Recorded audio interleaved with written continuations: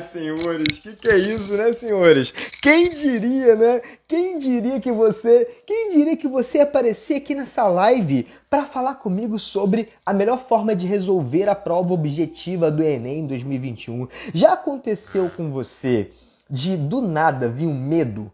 Do nada em você bate um frio na barriga e você pensa assim, só no Instagram hoje, tá? Só no Instagram. Não tô no YouTube, não. Do nada você pensa assim, caraca, e se der tudo errado no dia da prova do Enem? Já aconteceu contigo isso? Não, me responde aí, galera. Você que entrou agora aqui, caiu de paraquedas, me responde. Já aconteceu de do nada bater um medo e você pensar assim, cara, será que se eu deixar tudo errado? E se eu fizer a prova objetiva toda estranha? E se eu colocar tudo a perder no dia da prova do Enem? Porque você só tem uma chance, né? Você até pode ter outra chance, mas no ano que vem. Já bateu esse frio na barriga?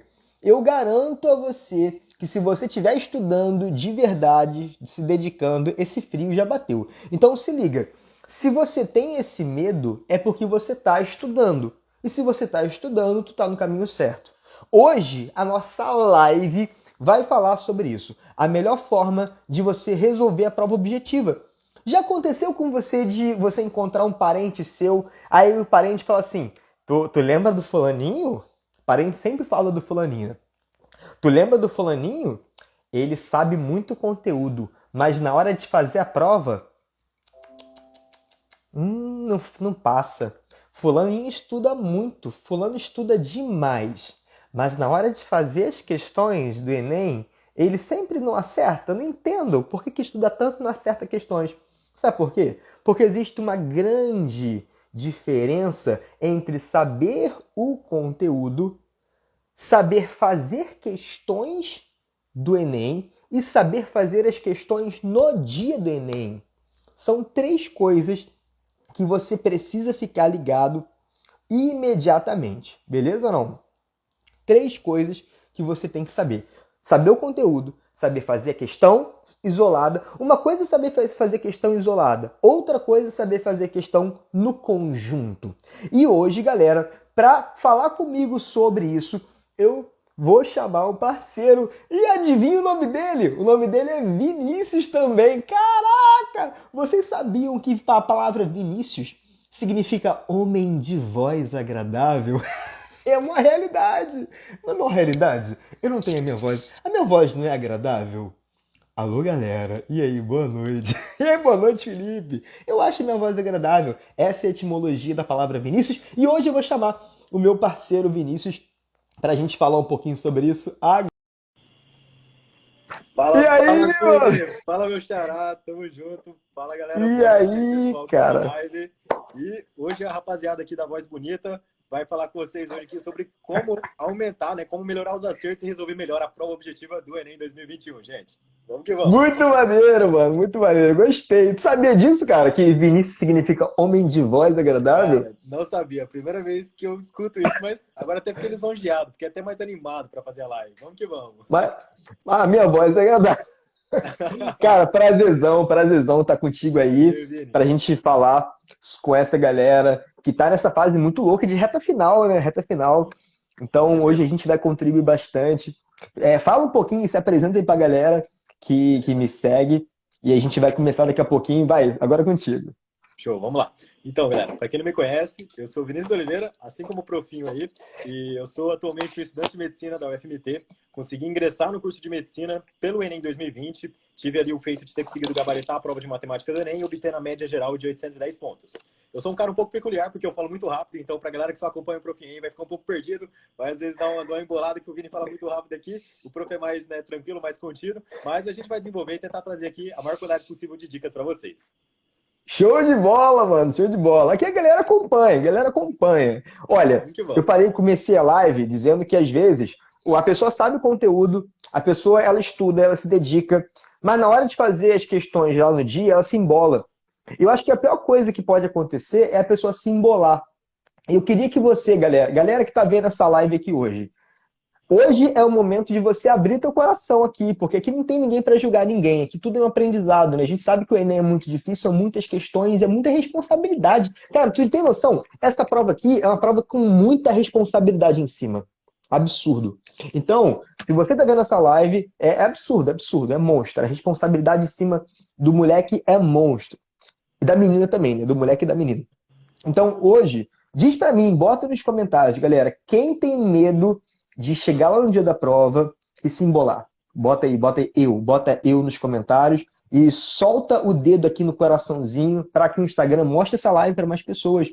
O Instagram não ficar de miserinha de live. Mostra isso aí para todo mundo ser ajudado na prova do Enem. Meu parceiro, vamos começar aqui logo o conteúdo e a galera vai ficar até o final porque vai ser brabo. Me fala aí que o aluno tem que fazer para poder conseguir. Aliás, vamos fazer o seguinte: antes de falar, diz para a galera qual foi a tua maior dificuldade no ano que você fez o cursinho e etc. Para a gente já começar esse assunto. Beleza, eu acredito assim, Vini, que a minha maior dificuldade, principalmente no primeiro ano de preparação, que foi quando eu não consegui a minha vaga no curso no primeiro momento, foi exatamente me habituar com a prova em si. Porque uma coisa é literalmente você praticar o conteúdo teórico por meio de questões individualizadas. E outra coisa é você fazer uma prova de maneira contínua com 90 questões, em alguns casos, juntamente com uma redação, num tempo restrito. Então, são duas situações completamente diferentes. Às vezes surge aquela concepção de que, poxa, eu sei o conteúdo teórico, sei fazer questões individuais. Então, no dia oficial da prova, eu também vou conseguir fazer. Só que não funciona assim. Porque no dia oficial da prova, você tem outra variável que acaba entrando, que é a resistência física e emocional, né, mental, que você vai ter que desenvolver para poder aguentar ali todo aquele período de tempo e fazer as questões no tempo adequado, tendo um bom desempenho. Então, eu acredito que a dificuldade maior foi ter tido, né, foi ter conseguido desenvolver aquela habilidade para poder me habituar ao modelo de prova do Enem e conseguir fazer, né, a prova como um todo num tempo adequado, tendo ali uma boa produtividade, tendo uma boa quantidade de acertos. Exatamente. A galera tá perguntando quantos anos você fez de cursinho para chegar aí na aprovação em medicina. Show.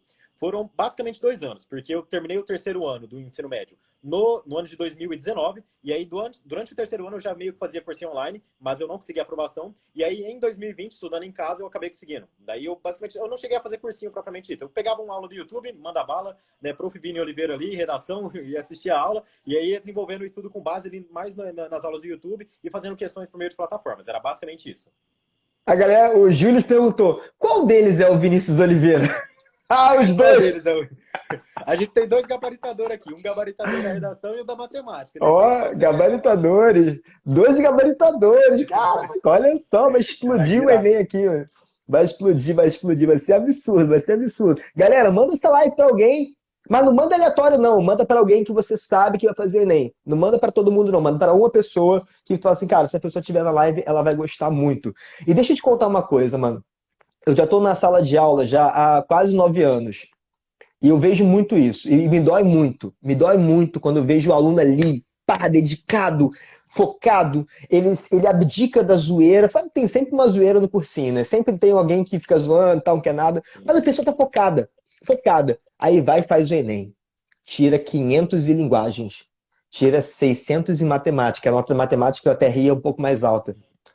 E aí a pessoa vem toda desmotivada, toda destruída. E eu sei que a pessoa sabe. Eu sei que às vezes ela não tem a malícia de acertar questões.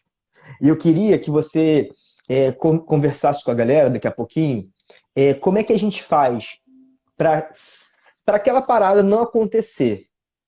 Que parada? Você entende o que o professor está dizendo, mas na hora de você fazer a questão sozinho, você não sabe fazer. Passou já por isso em algum momento da tua vida? Já, Fala aí pra gente. Pô, tu pega principalmente as áreas de exatas. Eu acho que é ali onde a galera mais é pega, né? Porque é aquela coisa de você entender o que o professor falou. Se às vezes você pedir pro aluno e falar assim, o que é a Revolução Francesa? O aluno vai chegar e vai te explicar de cabo a rabo a Revolução Francesa. Aí tu pega uma questão do Enem de Revolução Francesa contextualizada, ele já fica perdido. Ele já não sabe como aplicar. Às vezes ele até entendeu que o movimento uniforme tem velocidade constante. Mas quando ele pega uma questão de movimento uniforme, ele não sabe aplicar o conteúdo. Então, isso é um processo que a gente tem que levar em consideração, porque aí entra ali, né, até algo que daria para a gente debater aqui na live, que seria as 3 etapas fundamentais de qualquer pessoa que vai ser aprovada no vestibular e que teria ali que prosseguir. Depois, se tu quiser, Vini, a gente fala sobre isso. 3 etapas? Vamos fazer o seguinte, vamos falar dessa parada 8h40. Ou Oito h seja, 40 a gente fala das três... Galera, lembra a gente, tá? Quando for 8h40, fala assim, fala das 3 etapas. Caraca, tô até ansioso pra já vai saber. meter o suspense aí. Vamos ver. Exatamente, não, mas é isso mesmo. E eu vou te contar uma coisa, cara. Eu fiz as questões do Enem de linguagem, né? Porque sou professor de português, redação, linguagem, literatura e tal. Fiz as questões de linguagem dos últimos, sei lá, 6 Enems, né? 6 edições, fiz todas. E fiz agora, acabei essa semana de fazer as questões desse Enem impresso. Ano passado foram 3 Enems, né? O Enem digital, Enem impresso e E o o PPL, que foi PPL. a replicação, né? Isso. E eu percebi algumas coisas na prova, até para falar sobre a malícia de resolver questões. Quanto mais questões você resolve, mais você entende a prova do Enem. Quer ver um exemplo? Eu falei isso hoje para os meus alunos lá do presencial, que eu dou aula, sempre dou aula quinta-feira no presencial. Todo ano cai questão de linguagem falando sobre saúde. Tu já percebeu essa parada? Tu Já costuma vi, fazer. principalmente assim, uma Tu campanha faz... publicitária, você inclui Exato. alguma coisa relacionada a isso, sim, A exato. saúde é um padrão, que inclusive está lá nas competências e habilidades. E eu fiquei assustado de saber que o gabarito sempre é o mesmo. O gabarito, não sei se você já percebeu isso, mas o Não gabarito da tinha visto não, questão prof. sobre saúde é sempre o mesmo. É sempre saúde relacionada a fatores econômicos. Pô, nunca Caiu, tinha prestado atenção inclusive, nisso. inclusive esse ano aqui, não sei se você lembra dessa questão aqui, ó, que tinha esse gráfico aqui, De estranhão, linguagens. etc., de linguagens. Caiu essa parada aqui. E aí, nesse gráfico, ele era super complexo de interpretar, Sim. mas se você soubesse desse padrão, era só marcar a resposta lá, que o fator econômico altera a qualidade da atividade física. Se a pessoa tem Caraca. dinheiro, ela consegue fazer atividades físicas, e se a pessoa não tem dinheiro, ela não consegue fazer atividades físicas. Isso também caiu nas questões do Enem 2018 e 2019. Então, Bem primeira padrão. coisa para você acertar mais questões é fazer muitas questões. Tu fazia muitas questões do Enem? Fala aí. Prof, pelo amor de Deus, era brincadeira o tanto de questões que eu fiz. Eu até brinco com a galera no Instagram. A galera pergunta, a galera acha que é até brincadeira minha. No ano de 2020 foi quando eu fui aprovado. No final do ano eu tinha feito 23 mil, 24 mil questões. Então é uma quantidade bizarra de questões. Assim, às vezes parece um número alto, mas a galera não tem muita ideia do tanto que isso era assim, uma quantidade elevada. Porque o meu estudo era muito pautado por isso. Depois que eu fui reprovado na primeira vez de preparação, eu falei, cara, o meu problema está nas questões. Então vamos mandar questões. E aí era questões, questões, questões. Então, assim, no final do ano, eu tenho até uma tabletinha que eu ia guardando assim, a quantidade de questões da semana. No final do ano deu 24 mil questões, eu nem lembro quantos percentuais, acho que era 88 de acerto. Então, cara, foi bizarro. Até eu fiquei assim, caraca, mano, 24 mil questões, nem me lembro de ter feito tudo isso. Mas assim, o impacto que isso deu, por exemplo, na preparação foi absurdo, porque eu subi de uma nota de 750 pontos, que não é baixa, para uma nota de 810, que assim, poxa, foi bem elevada. Então, questões, galera, é assim, aquele ponto que define literalmente quem passa e quem não passa. O aluno aula não passa, o aluno questões passa. E ele, né, a tendência de você ver ali Caraca, uma mudança caraca, significativa é mano. muito maior nesse tipo de estudo ativo, né, propriamente dito, a gente pode dizer. Essa tua frase foi absurda. O aluno aula não passa. O aluno questões passa. Caraca, isso é Exatamente. muito real, muito real, muito real. Exatamente. E o pior é que às vezes o aluno tem preguiça de fazer questões, né? Porque fazer questão é você sozinho. Uma coisa é você assistir a aula, bota para ver a aula 2.0. Você nem dá para botar em 2.0 que você é absurdo, não vai dar pra entender. Você atropela Mas, ele, dá crash e aquela mata. coisa. Assistir aula é mais confortável para muitos do que fazer questões, porque fazer questão é você sozinho, e fazer questão é doloroso no começo, né? Ainda mais Exatamente. questão de linguagem, né? Tem questão de linguagem que tem um texto monstro, um texto gigantesco, aí Tamanho a prova inteira. você já fica ali.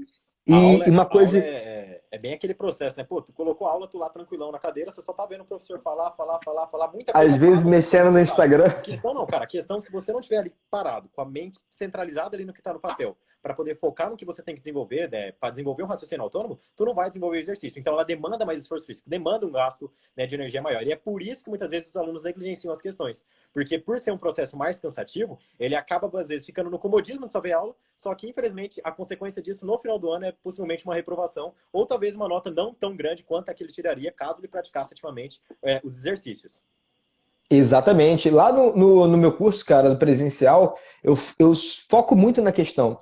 E aí é engraçado, porque a minha aula lá com o pessoal do terceiro ano, Sabe como é que é terceiro ano, né? Tem uma galera que tá focadona, pá, tem uma galera que tá ainda no ritmo de ensino médio e tal, vai depois cair a ficha.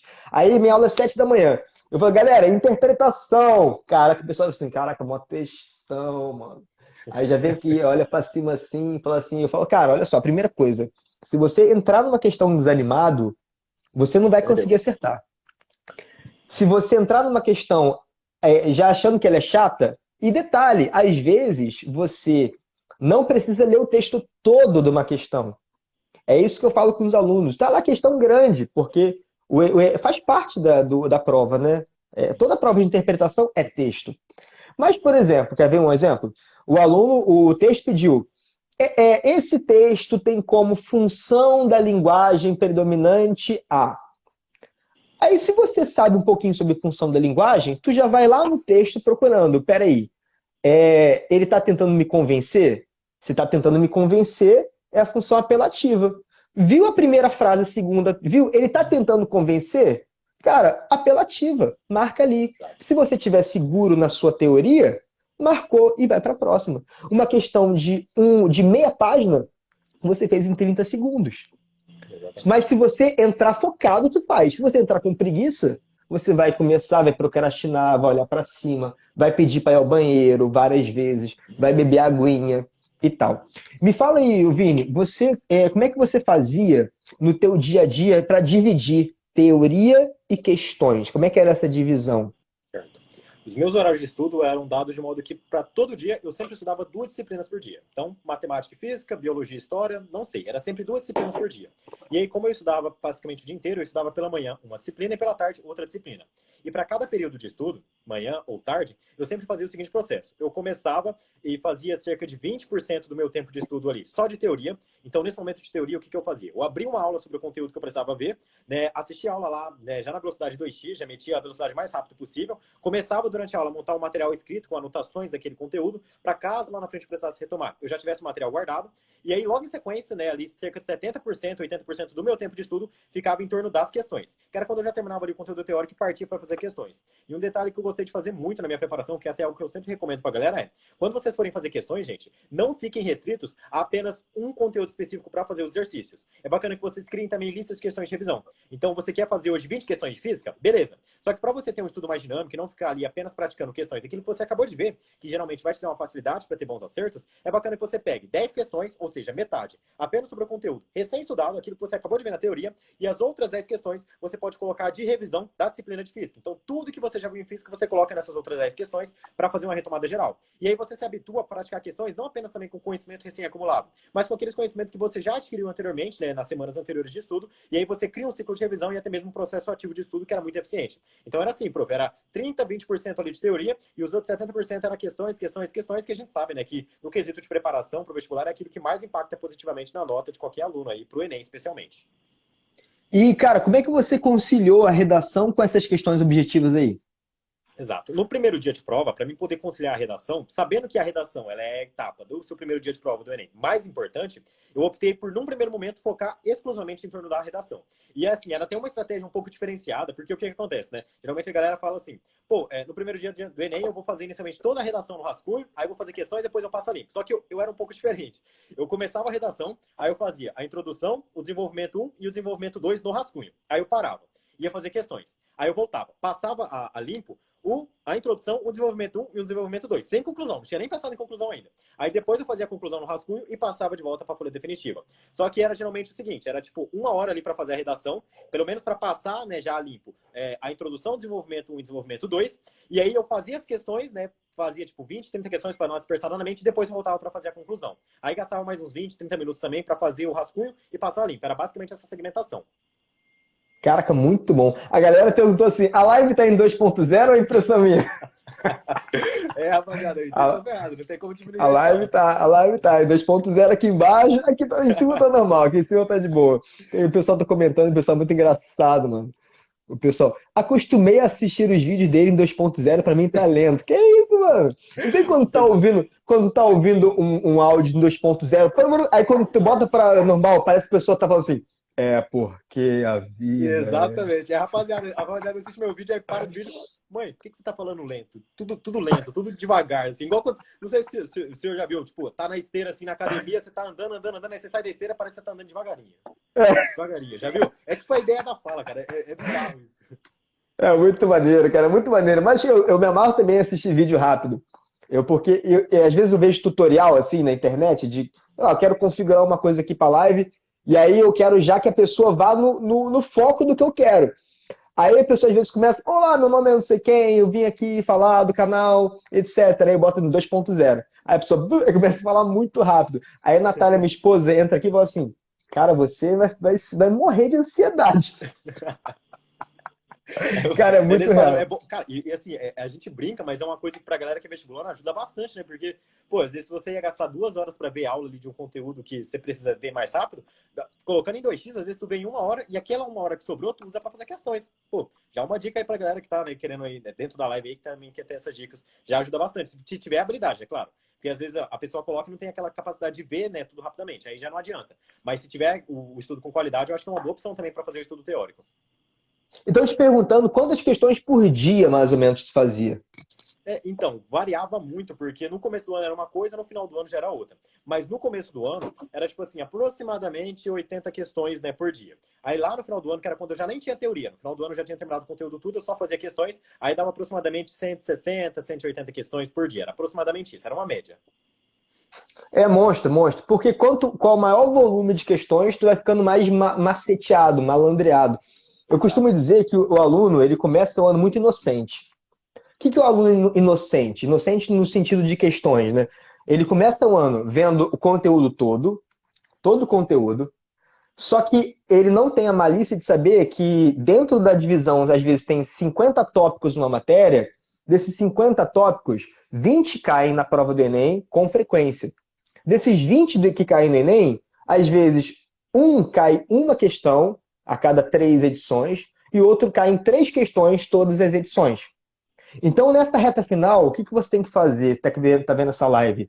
Tenta rascunhar os temas que caem todos os anos. Não que você vá só estudar esses temas, mas como a gente está na reta final, 100 dias para o Enem, faz muito mais sentido você focar a tua energia naquilo que sempre cai. Por exemplo, eu posso falar de linguagens porque eu estou nesse ciclo já há muito tempo. Tem uma aluna minha que esse ano tirou 1000, a Bela, não sei se tu conheceu ela, e ela fez 40 acertos em linguagens. Monstra, monstra. E o que ela fez? Ela focou nas questões que eram recorrentes. E ela fez a questão numa ordem que daqui a pouco a gente vai falar a ordem certa de fazer as questões. E aí, qual é a grande situação de linguagens?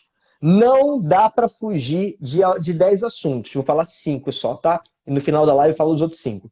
Ó, galera que tá vendo aí, que quer saber o que cai em linguagens para focar a partir de amanhã. Funções da linguagem. Cai em 3 questões, não tô zoando. Eu posso te mostrar depois, posso fazer um story depois, com o número de questões que caíram de funções da linguagem dos últimos 3 Enems.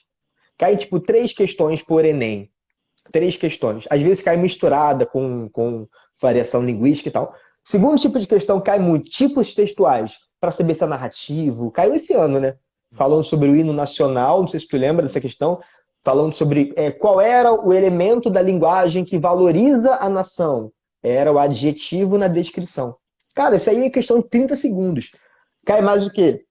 Cai variação linguística, perguntando se o português evolui, se o português não evolui. Teve uma questão do MC Fiotti, que falou que ele misturou 2 linguagens, Exato. então houve uma variação. Eu lembro Quarto disso. tipo de questão, texto misto, campanhas publicitárias, caem muito, muito absurdamente.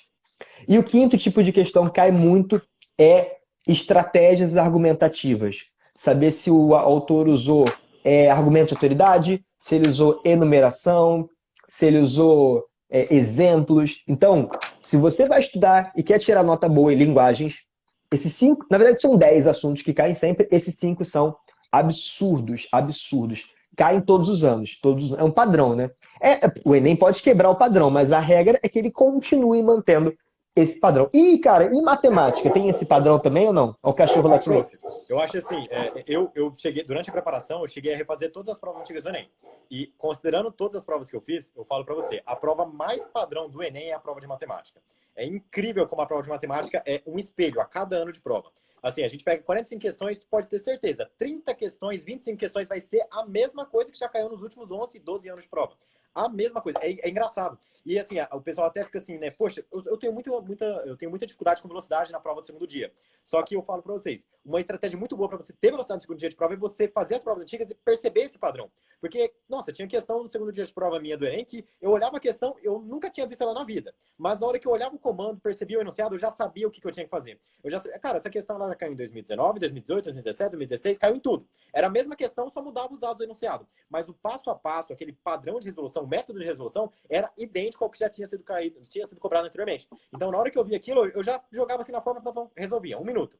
Então, assim, gente, a prova de matemática, professor, cara, é aquela prova que você faz assim as provas antigas do Enem, tu vai falar, cara, isso aqui todo ano cai. E aí, se você fizer muitas provas antigas, às vezes você nem sabe muito o conteúdo. Mas você fez tanto aquele tipo de questão nas provas antigas que a hora que cai na prova você já sabe resolver. Você já sabe ali o passo a passo. Tu só joga na fórmula, faz isso, ou tu faz esse procedimento, seguido desse procedimento, e quanto menos vê, tipo, 2, 1 minuto, você já resolveu a questão. Coisa que não aconteceria se, por exemplo, você se deparasse com a questão pela primeira vez. Tipo, não, primeira vez que eu vejo essa questão aqui. Dificilmente você conseguiria fazer rapidamente. Porque você ia ter que pensar no raciocínio do zero. Só que como você viu ela anteriormente e repetiu a prática dela, né, consecutivamente, com o tempo você vai acabar ganhando agilidade, porque já não vai ser algo que você vai ter que ficar pensando muito.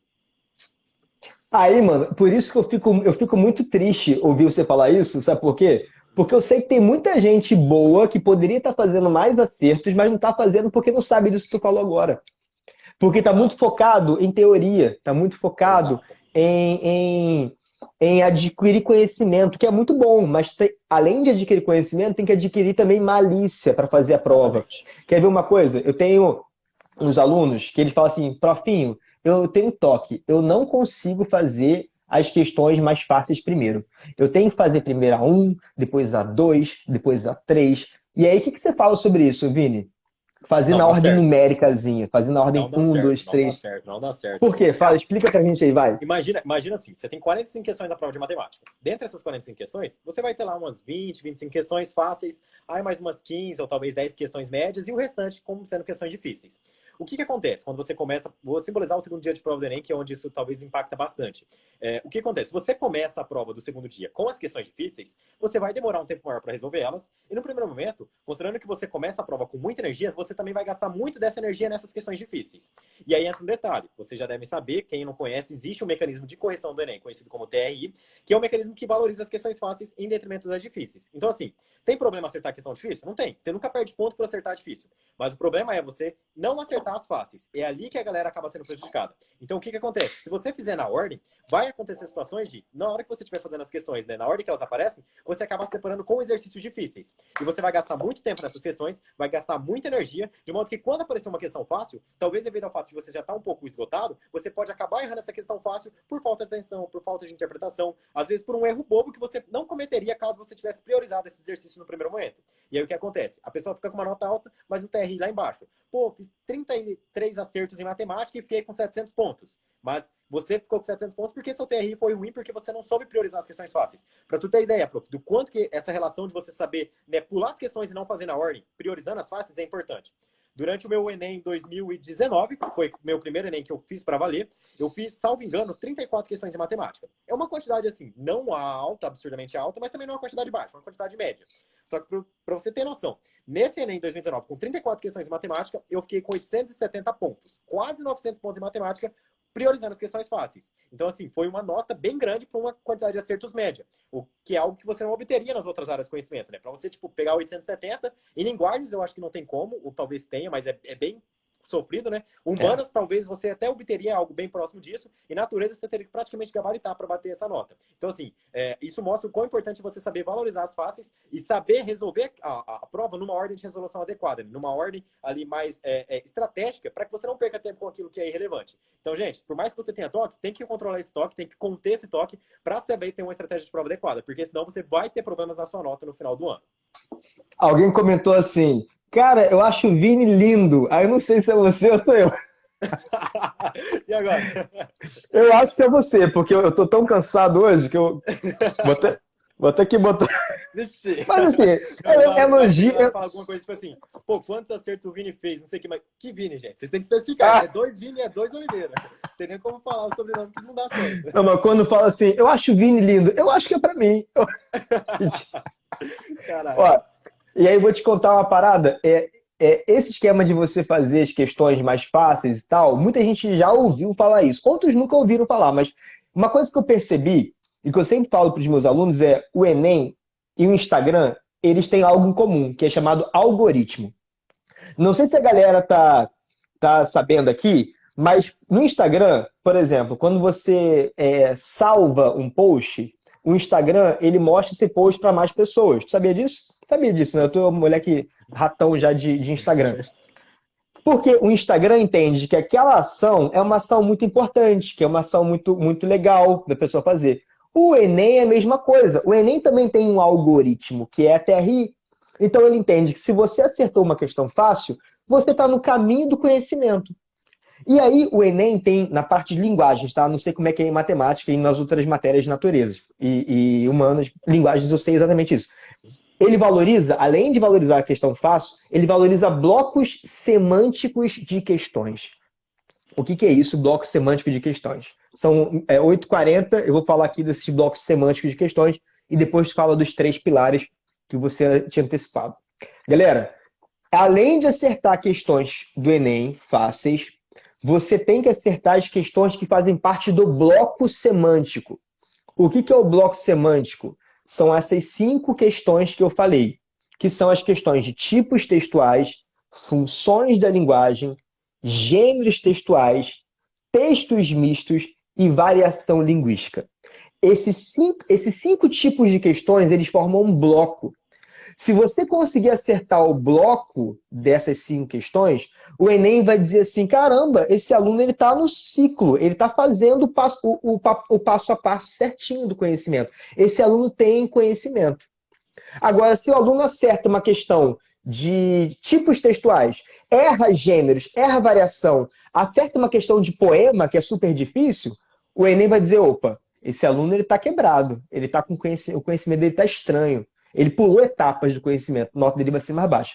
Então, acerte questões dos blocos textuais. Existem pelo menos 2 blocos, tá? Eu vou falar aqui rapidinho, galera, se vira para anotar. Ó, tipos textuais, funções da linguagem, gêneros textuais, textos mistos, variação linguística. Beleza? É o bloco, fechou o bloco. Segundo tipo, comparação entre textos, semântica, intertextualidade, artes plásticas, estilos literários e vanguardas. Esse segundo bloco é mais difícil, percebeu?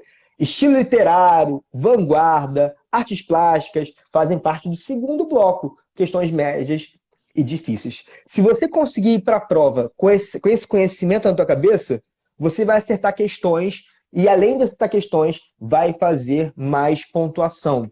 E esse vai ser o último ano que você faz o Enem. Caraca, muito bom! Caraca, chega, arrepiei aqui. Eu já Caraca, muito passei, mas eu top, arrepiei. né? Falei, caraca, eu vou passar de novo. Vamos que vamos. Ah, muito bom. Passar em média. Pensou de novo? Agora fala pra gente aí. Galera, vocês querem que ele fale ou não precisa mais falar? Eu gosto sim de fazer um no suspense. Vocês querem mesmo que o Vini fale ou a gente pode encerrar a live? Cara, que tem 40 minutos já de conversa, mano. Em 2.0, tá? Em Vamos que vamos, 2.0. exato. Se fosse um, galera, já tinha 1h e pouca aí. Muito bom. Rapaz. Por isso que tu faz a tua prova. A prova tua do Enem tu deve fazer em 3 horas, né? Porque tu faz na Pô, é porque velocidade. a galera pergunta por que eu falo rápido, mas vou falar pra você um segredo aqui. Quando eu ia fazer questões, eu gostava de ler as questões em voz alta. E sempre que eu lia a questão, eu gostava de fazer ela rápido, lendo rápido. Vou ler uma questão aqui de linguagem pra gente tentar aqui praticar. Ó, peguei a questão de linguagem aqui que eu tava vendo que o senhor tava falando na prova aqui. Ó, rapaziada, vou ler pra vocês aqui, pra vocês verem Vai, quanto vai. importante falar rápido. Lê pra gente, Vamos vai. segurar aí. Vou Qual pegar a questão? Qual a questão? 36 Pra eu aqui da anotar aqui, prova. peraí. 36 Qual é a questão? da Que a prova azul. minha 36 é minha prova azul também. Vai, fala Vamos aí. ver então aqui, ó.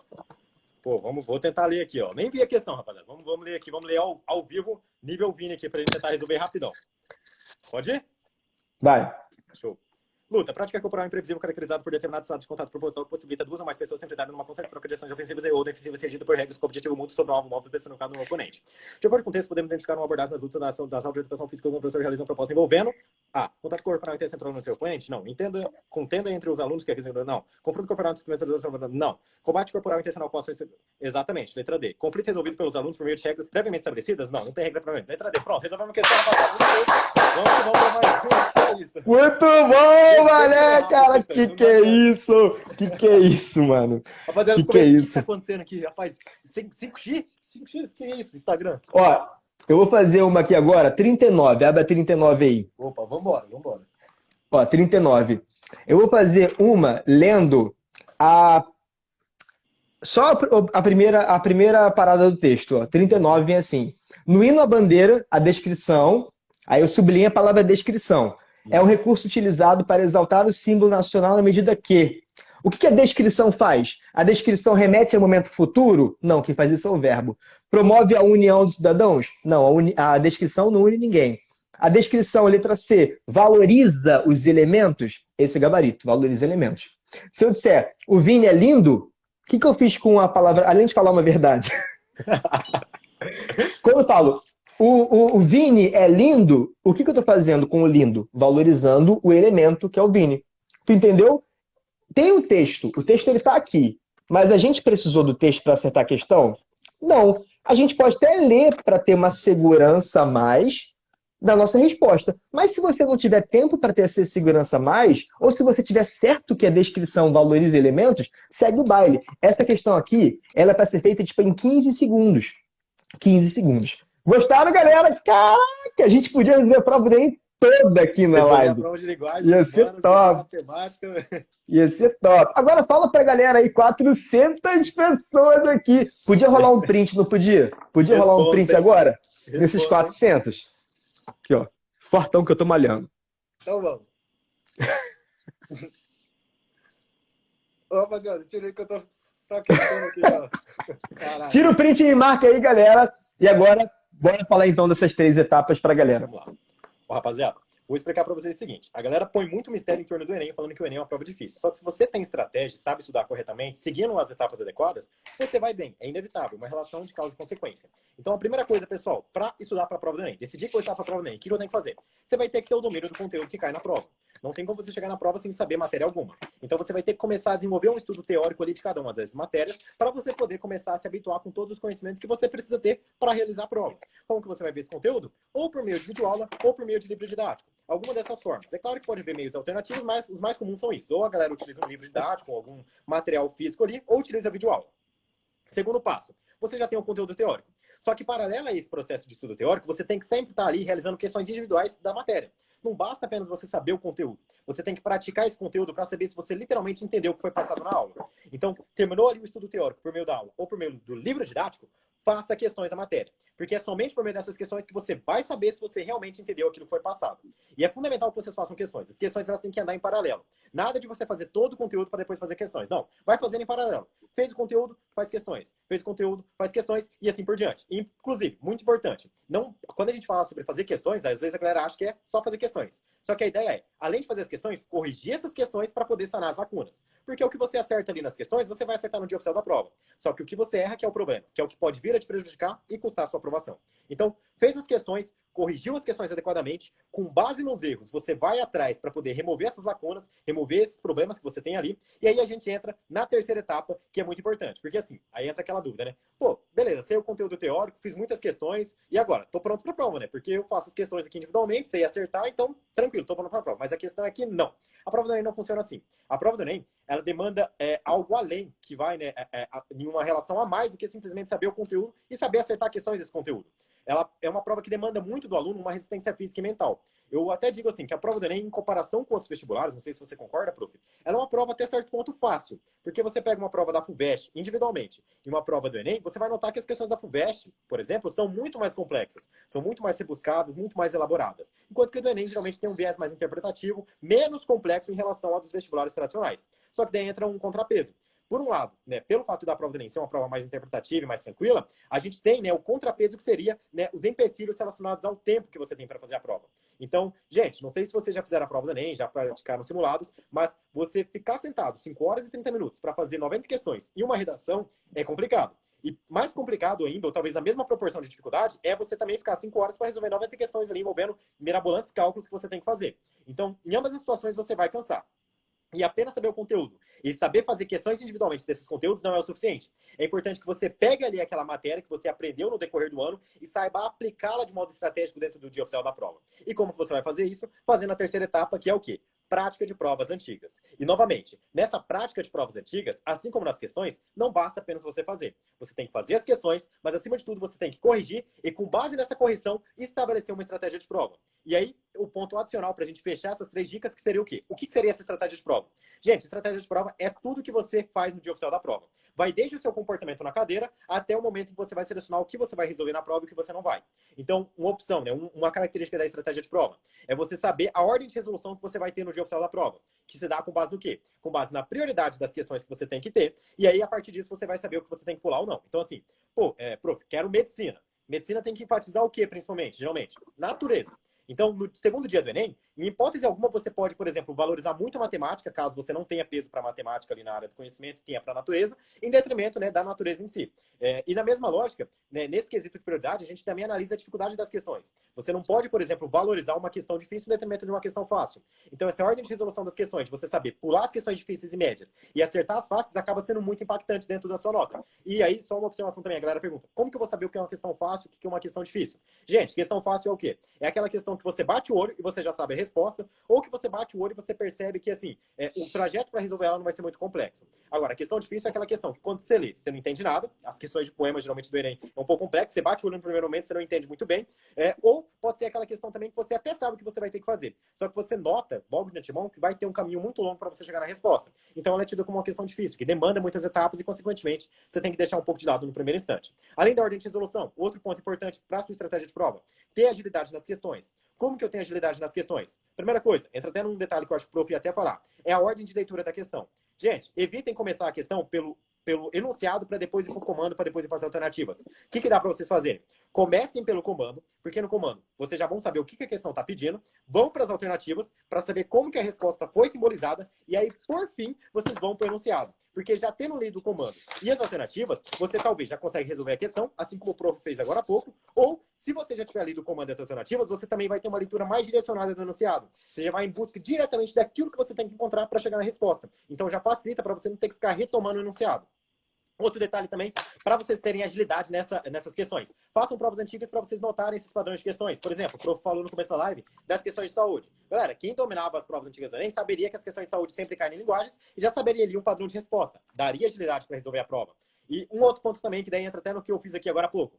Saber diferenciar, é algo que eu sempre falo, essa leitura passiva da leitura ativa. O que seria uma leitura passiva? É aquela leitura que você passa o olho só. Você começa a comer palavra por palavra, você até entende o que está ali, mas você não está dando tanta atenção.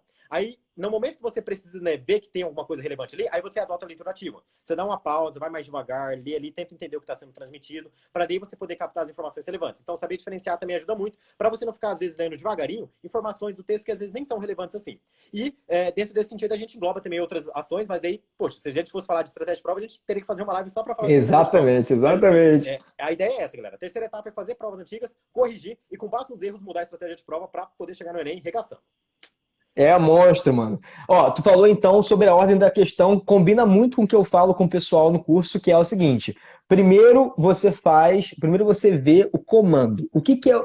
Muita gente não conseguiu diferenciar comando de enunciado. Eu vou falar isso, depois eu vou responder a pergunta da Andressa, que é minha aluna do presencial, a gente encerra a live, beleza? Até fixei aqui a conversa da parada. Nossa live tá monstra. E eu vou dar uma dica de como que você faz para identificar questões fáceis na prova de linguagens, tá? É muito fácil identificar questões fáceis, tá? Você talvez não saiba ainda, mas vai saber se ficar até o final. Então, o que é o enunciado e o que é o comando? Estou aqui, por exemplo, com a questão do Enem, aquela questão do Enem da Marta e do Neymar, né? A questão da prova azul é a questão 15. Aí, beleza. Aí tem aqui, não sei se dá para ver, porque o meu telefone é Samsung e não fica muito nítido. Tem um texto. Nesse texto aqui, esse texto todo aqui, ele se chama enunciado. Todo isso aqui é enunciado. Só que dentro do enunciado tem a pergunta que é específica. Geralmente é o segundo período, esse finalzinho aqui, ó. Essa pergunta específica se chama comando. Então aqui, ó, o esporte é uma manifestação cultural na qual se estabelecem relações sociais. Ponto. Considerando o texto, o futebol é uma modalidade que. Qual que é o enunciado? É tudo. E dentro do enunciado tem um pedacinho que pergunta de fato, que é, considerando o texto, o futebol é uma modalidade que. Pronto, esse é o comando. Então, primeiro leia o comando, depois você vai ver a alternativa. Às vezes, com o comando, tu já mata a questão, e aí você nem lê. Às vezes não. Aí tu tem que ler primeiro, então, comando, depois alternativas. Aí cada um vai ter sua estratégia. Por exemplo, a minha estratégia é comando, depois alternativas, depois enunciado. Não deu? Vai para a fonte. Não vai para o texto ainda, vai para a fonte.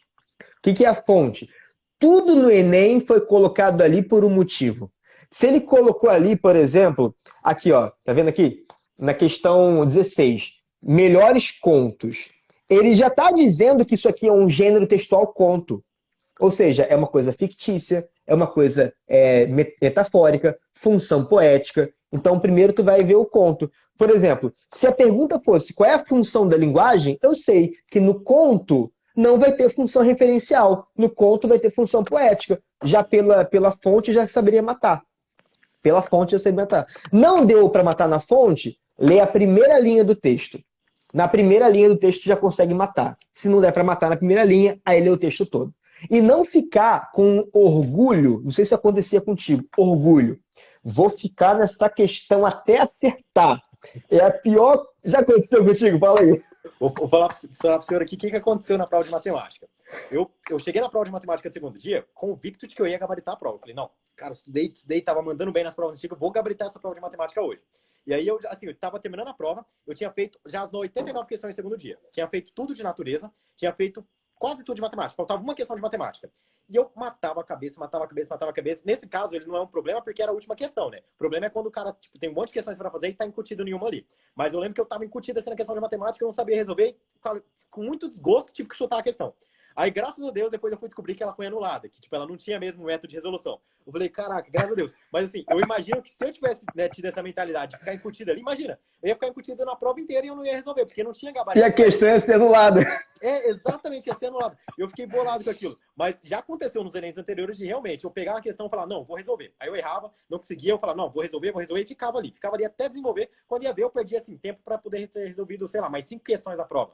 Então, gente, sem condição de fazer isso, de modo algum.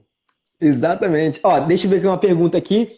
A Isa falou que ela tem medo de marcar sem ler o texto. O que você fala sobre isso? Ó, ela tem medo de marcar sem ler o texto. O que dá para você fazer, Isa?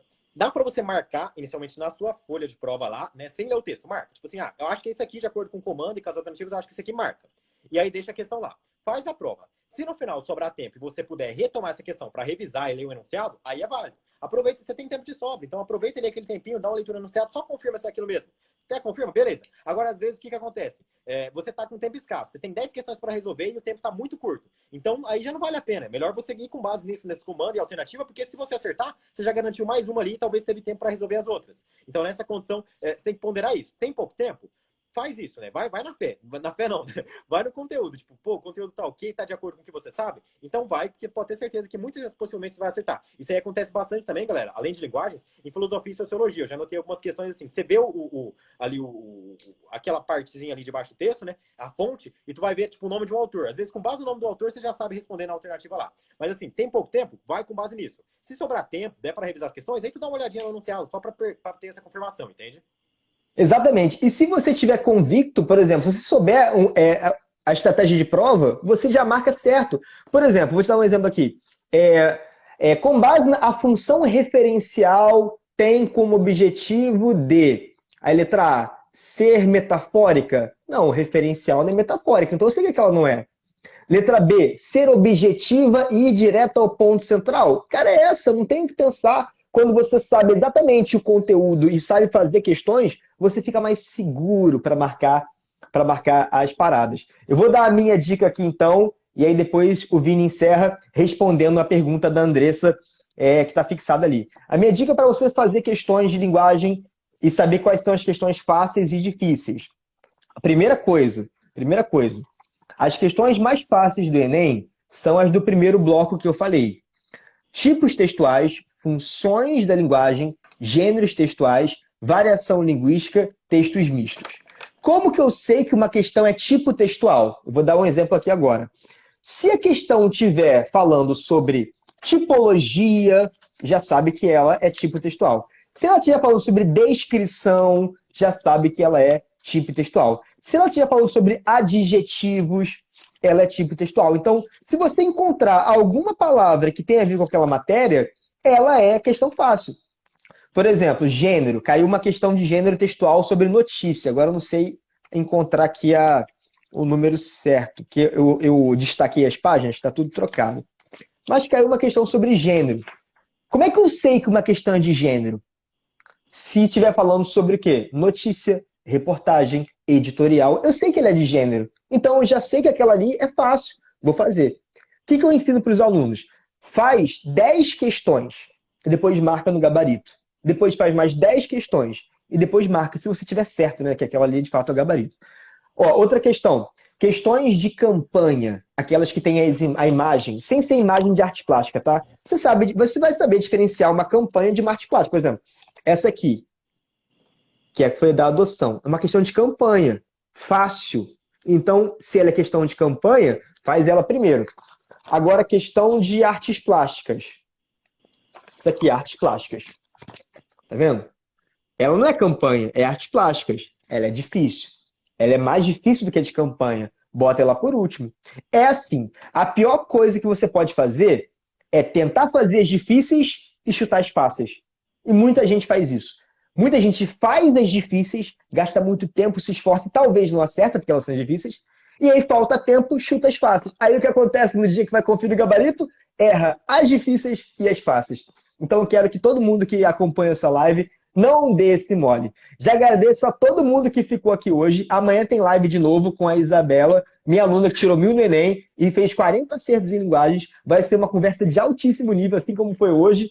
E agora eu queria agradecer muito a presença do meu parceiro, Vini. Caraca, foi um monstro! Vocês gostaram, galera, não? Gostaram? E aí eu queria que o Vini encerrasse dando uma dica final e respondendo a pergunta da Andressa aí.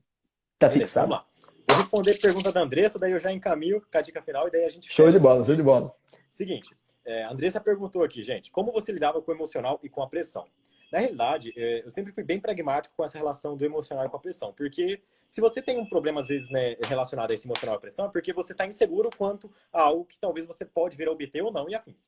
Então, eu sempre fui bem pragmático no seguinte modo.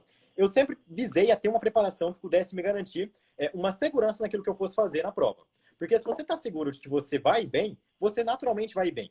Só que não basta apenas você estar seguro de que você vai bem. Você tem que ter alguma prova concreta de que você pode ir bem. Então você tem que pautar-se ali por algum critério, né, digamos, científico, para você poder ter uma evidência de que, assim, poxa, com base nessas hipóteses aqui, possivelmente eu vou ir bem, então, no dia oficial da prova. E algo que eu fiz muito para poder lidar com o emocional, com a pressão, foi, literalmente, praticar as provas antigas até atingir o patamar de acertos que eu queria atingir. Então, igual eu falei no começo da live, eu fiz todas as provas antigas do Enem, que é algo até que, assim, se vocês tiverem tempo, eu recomendo que vocês façam. Então, refaçam todas do Enem Internacional e todas do Enem PPL, para vocês se habituarem com isso.